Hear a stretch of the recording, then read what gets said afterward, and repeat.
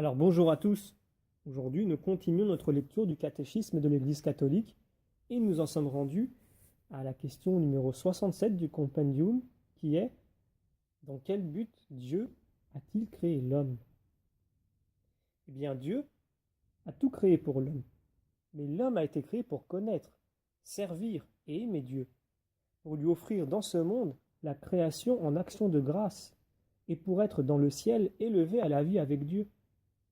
C'est seulement dans le mystère du Verbe incarné que le mystère de l'homme trouve sa vraie lumière. L'homme est prédestiné à reproduire l'image du Fils de Dieu fait homme, qui est lui-même la parfaite image du Dieu invisible. Pouvons-nous lire en Colossiens 1,15. Et donc, comme toujours, pour étayer nos propos, prenons les paragraphes 358 et 359 du catéchisme de l'Église. Dieu a donc tout créé pour l'homme, mais l'homme a été créé pour servir et aimer Dieu et pour lui offrir toute la création. Quel est donc l'être qui va venir à l'existence entouré d'une telle considération, nous dit saint Jean Chrysostome dans un de ses sermons. Il continue: c'est l'homme, grande et admirable figure vivante, plus précieux aux yeux de Dieu que la création tout entière. C'est l'homme, c'est pour lui qu'existent le ciel et la terre, et la mer, et la totalité de la création. Et c'est à son salut que Dieu a attaché tant d'importance qu'il n'a même pas épargné son Fils unique pour lui.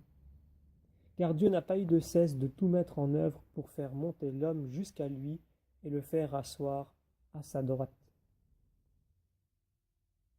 Et donc nous continuons. En réalité, c'est seulement dans le mystère du Verbe incarné que s'éclaire véritablement le mystère de l'homme.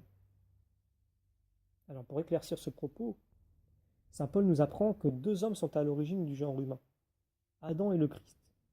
Le premier Adam, dit-il, a été créé comme un être humain qui a reçu la vie. Le dernier est un être spirituel qui donne la vie. Le premier a été créé par le dernier, de qui il a reçu l'âme qui le fait vivre. Le second Adam a établi son image dans le premier Adam alors qu'il le modelait. De là vient qu'il en a endossé le rôle et reçu le nom, afin de ne pas laisser perdre ce qu'il avait fait à son image. Premier Adam, dernier Adam. Le premier a commencé, le dernier ne finira pas. Car le dernier est véritablement le premier. Comme il l'a dit lui-même, je suis le premier et le dernier. Nous trouvons ces passages dans le sermon 117 de saint Pierre Chrysologue.